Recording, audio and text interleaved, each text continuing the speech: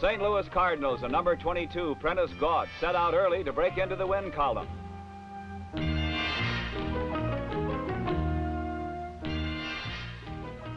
The Steeler defense is a tradition. It quickly digs in, but not soon enough. Gaunt has brought the Big Red within field goal range. Jim Bakken will swing his leg in 9 attempts. 7 will be good.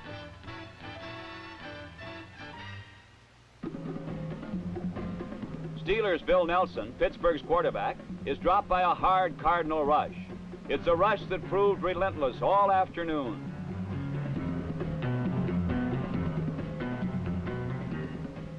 Cardinal pressure forced the Steeler offense into coughing up the ball 6 times, 3 on interception.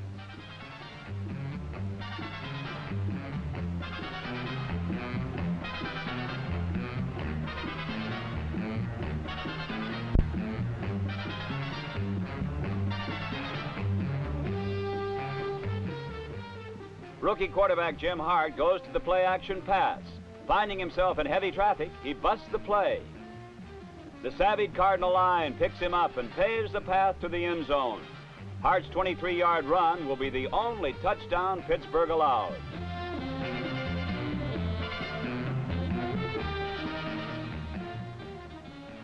The Steelers take possession deep in their own territory. Nelson only completed 8 of 25 attempts, but when he was on, there was a real sting.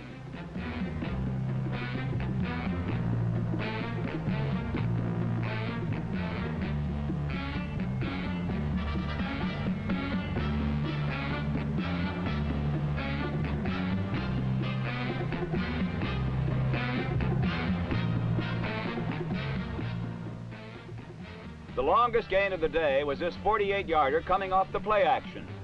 Number 46, Chester Anderson, was also the game's leading receiver. Anderson is 6'3" and 245 pounds, a good target under any circumstances.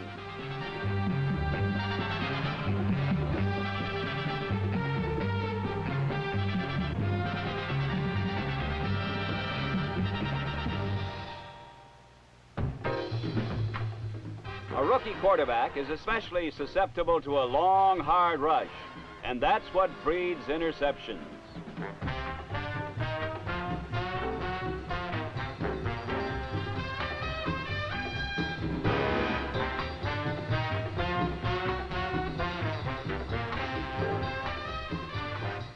Goal line yardage has become the private domain of Willie Asbury.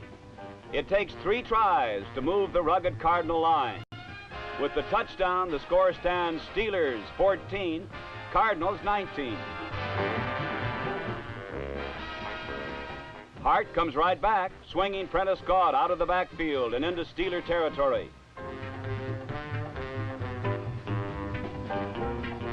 The drive stutters, and even Jim Bakken can't pull off a salvage operation.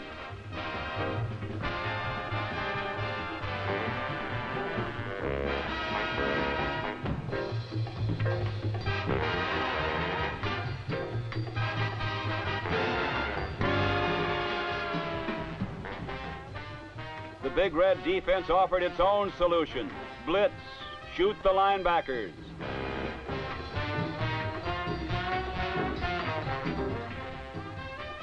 Set loose the ubiquitous number 8, Larry Wilson.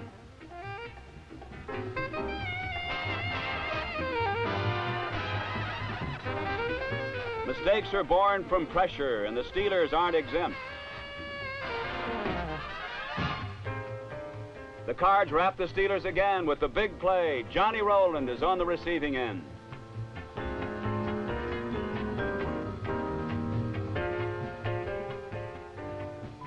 Slanting off tackle, Rowland can't find the daylight. Enter Jim Bakken.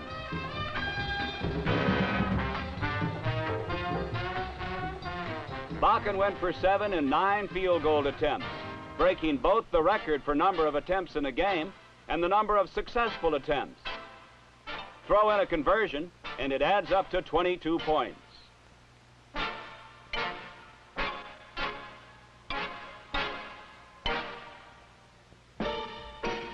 closing minutes, the Steelers come on gamely, running their 2-minute drill.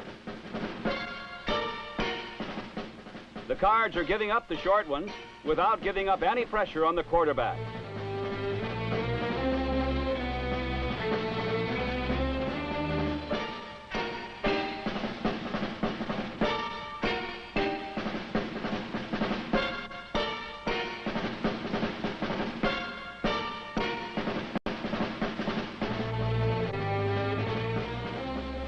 Kent next takes over for the last shot at a score. Both room and time run out simultaneously.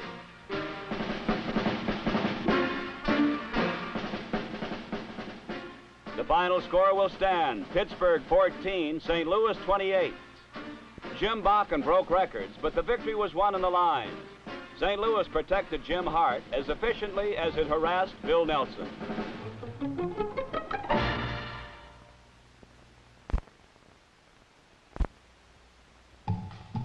For 12 years, Baltimore's John Unitas has starred in the NFL, but Philadelphia fans have never seen him in person. They'll discover today why Unitas is rated among the all-time greats as the Eagles battle the Colts. On Baltimore's first series, All-Pro tight end John Mackey pulls in a Unitas pass for an 18-yard gain.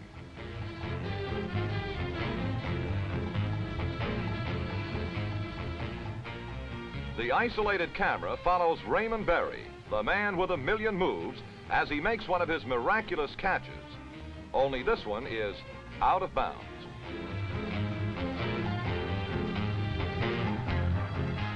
Unitas and Berry have been plying their trade for more than a decade. They put Baltimore on the Eagles' one, but Philadelphia holds.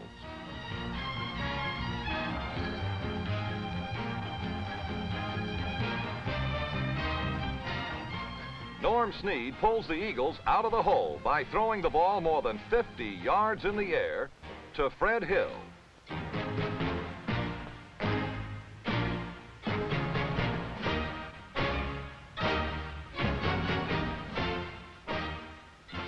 A screen pass.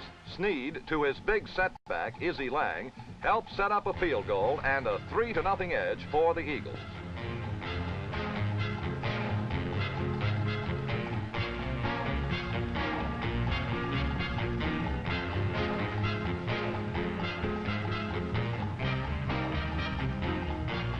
In the second period, Snead throws to Timmy Brown on a play which attracts a flock of flags.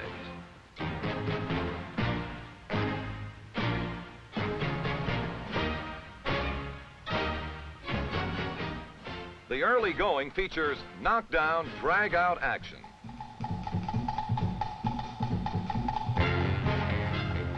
In this case, it's Mike Ditka who is being knocked down.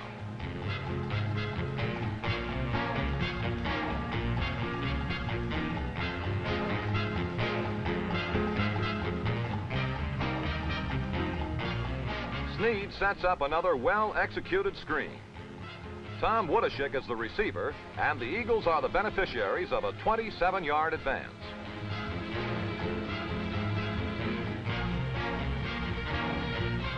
Fred Miller and Ordell Bracey are also strangers to the Philadelphia fans, but not to Norm Snead.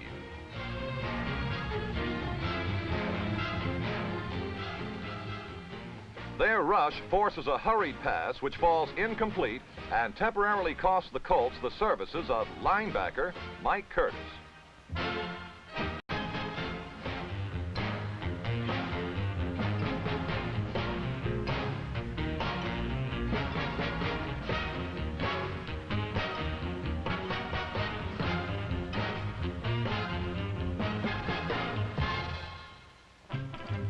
Trailing 6-0 now, Johnny Unitas settles to his task. He's found a chink in the Eagle armor and exploits it with a 31-yard pass to Willie Richardson.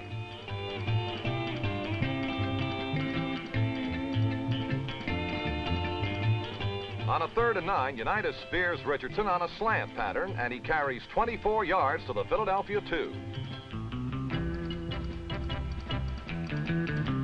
Jerry Hill thumps into the end zone, and Baltimore jumps into a 7-6 lead.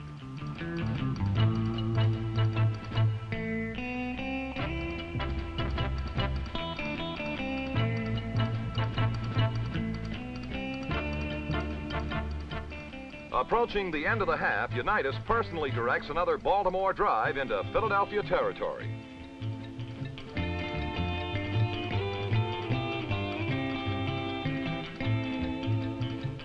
It reaches its climax when Richardson, despite double coverage, beats both defenders for a touchdown.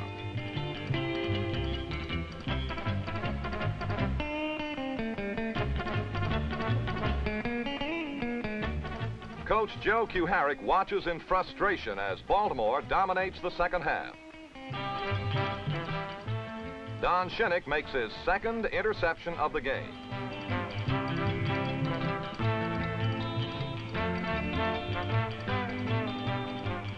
In this game, Unitas completed 22 passes.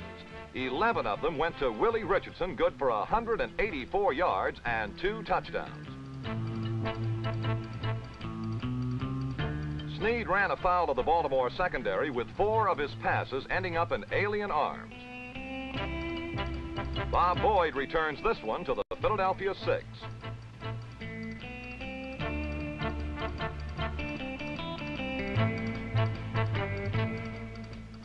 Tony Larick accepts the scoring chores, and the Colt lead soars 28-6.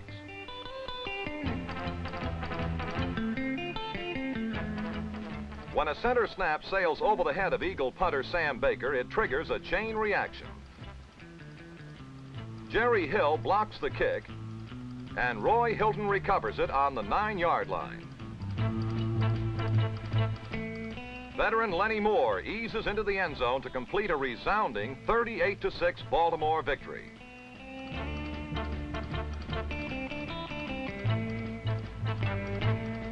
A disappointing day for Coach Kuharich, a rewarding one for the Colts' Don Shula.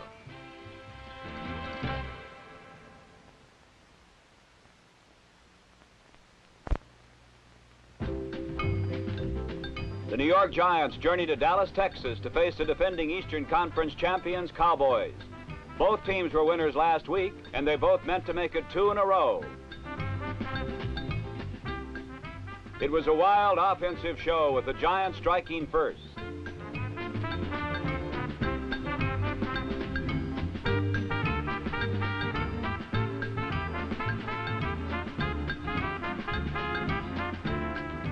Number 10, Fran Tarkenton, showed the Dallas fans why he's the new toast of New York City.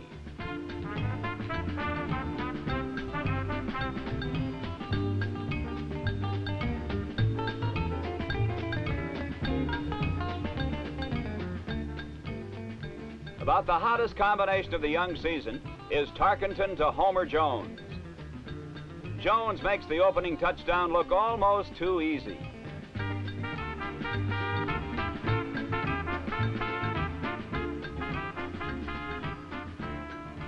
A Giant field goal made it 10-0 before Dan Reeves got Dallas started.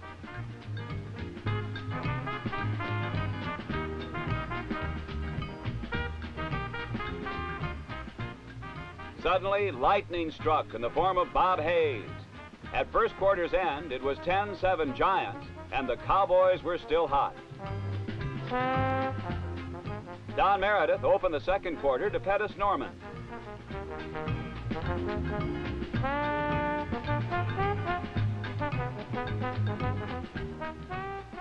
Cowboy head coach Tom Landry believes that halfback Les Shy has unlimited potential.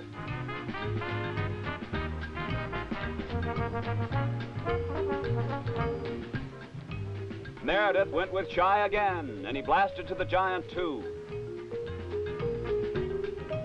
A classic play-action pass sent Dan Reeves home free with the second Cowboy touchdown and a new 14-10 lead. The Dallas defense held, and again, last year's total offense leaders took over. Dan Reeves, number 30, an offense by himself, moved to midfield where a penalty moved Dallas 15 yards closer.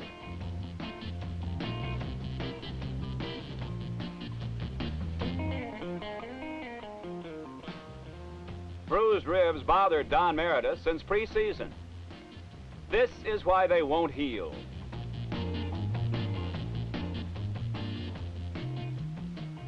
Fullback Don Perkins moved closer to the Cowboys' third score. With 3rd down and 6 on the Giants' 16, Pete Gent got loose in a mass of traffic to give Dallas a lead of 21-10 at halftime.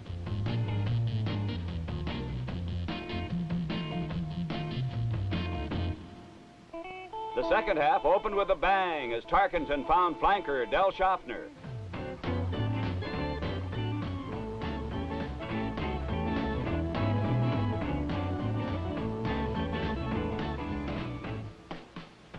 Fullback Ernie Coy learned his trade as a Texas schoolboy. The Cowboys wished he'd never left Texas.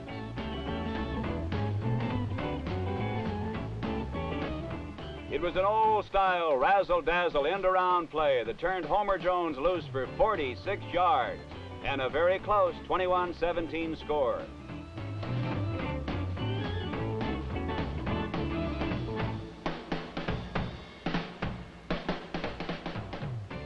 But this Sunday, Dallas wasn't to be denied. Don Perkins for 9 tough yards.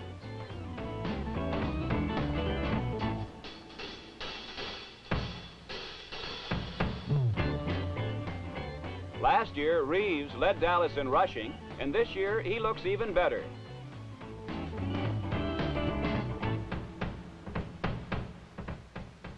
Meredith, number 17, with the aid of Ralph Neely's blast block, picked up 20 more.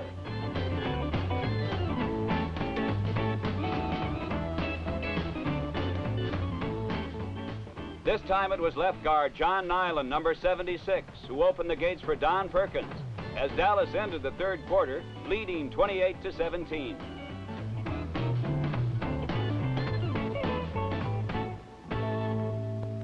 Earl Morrill took over at quarterback in the fourth quarter and promptly threw a touchdown strike to Joe Morrison.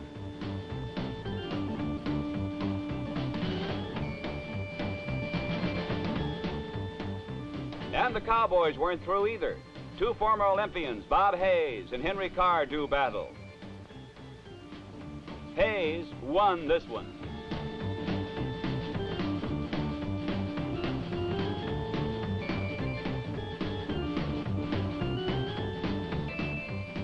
It was Hayes again who finished off New York and capped the wild 38-24 Cowboy win.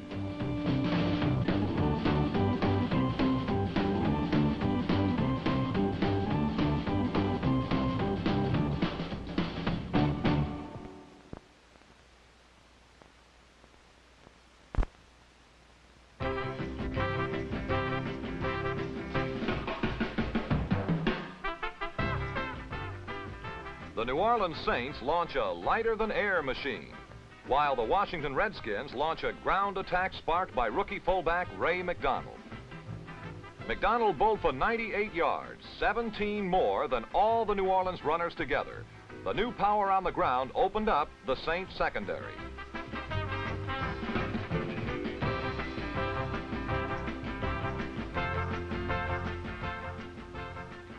It was a 1-2 combination. A whistling jab coupled with a crushing body blow.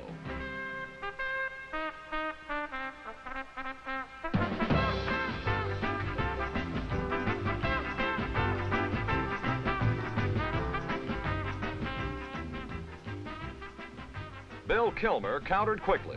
A 65-yard explosion to Ray Pogue puts New Orleans in striking distance.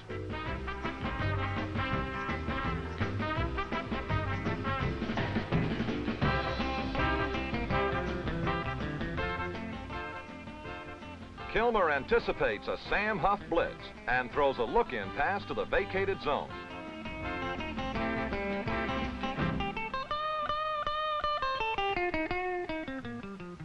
When the Redskin defense digs in, the Saints settle for a 27-yard field goal.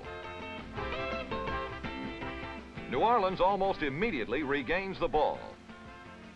Kilmer abandons the jammed pocket and rolls up the sideline for 20 yards.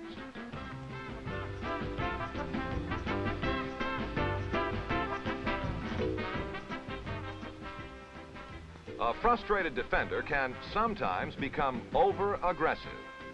It's an indiscretion on the other fellow's bench.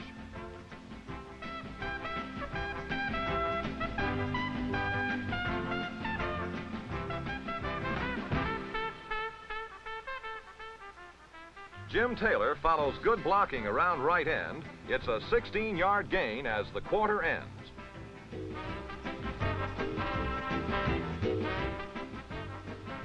Tom Fears uses the pause to check his spotters.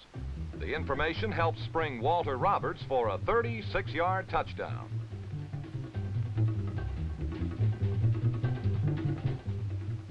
The Saints lead 10-6.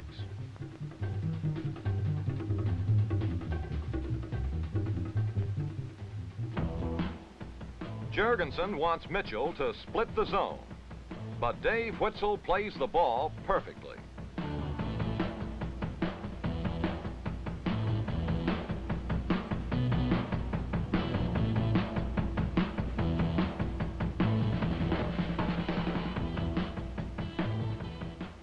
Early in the second period, the Redskin defense asserts itself.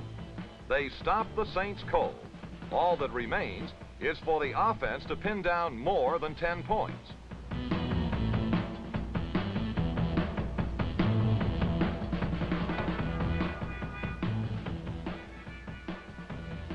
Ray McDonald obliges with a 35-yard odyssey that establishes a Redskin lead which won't be relinquished.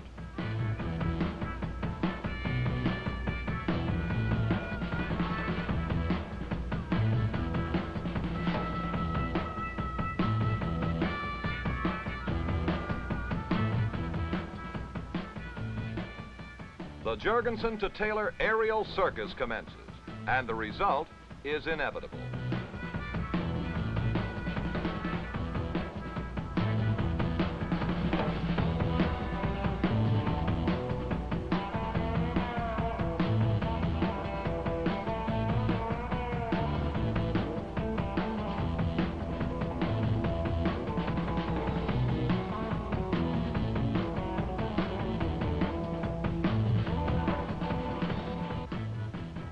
The score stands 20-10, and Washington is pressing for insurance.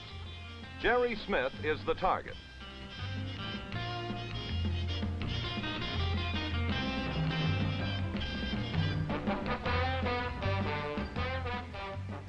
When it goes right, nothing goes wrong.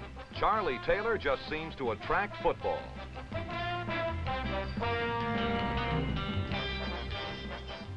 Taylor also attracts a lot of traffic.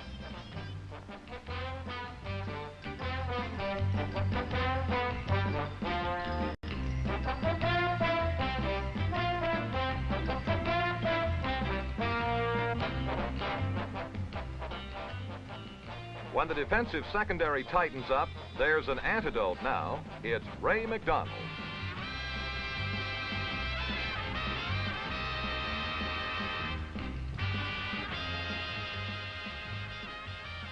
A 37-yard field goal by John Love capped the scoring.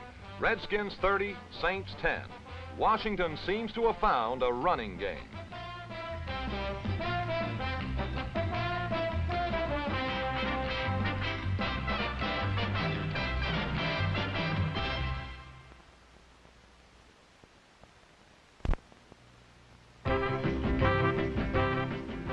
Willie Richardson is a reserve flanker for the Baltimore Colts. But don't tell this to Philadelphia fans, for Richardson literally leveled the Eagles. He caught 11, or exactly 50% of the Colt passes, for 184 yards and 2 touchdowns. Richardson was by far the best of the week.